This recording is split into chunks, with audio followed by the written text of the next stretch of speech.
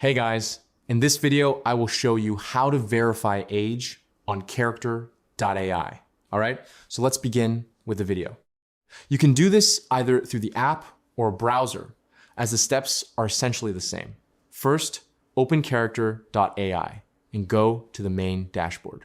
From there, tap on your profile icon, which is usually located in the corner of the screen. This will open your profile page, where you'll see several options. Next, select the settings option. Once inside settings, look for and tap on the advanced section. In this section, you'll find an option labeled verify age. Tap on it. After that, wait a few seconds for the verification process to load. Then scroll down and tap on begin verifying to start. You will be asked to take a video of yourself with different angles, these steps as instructed, and once everything is verified successfully, your age verification on Character, AI will be completed. And that's it. So that's basically how you can verify age on Character.ai.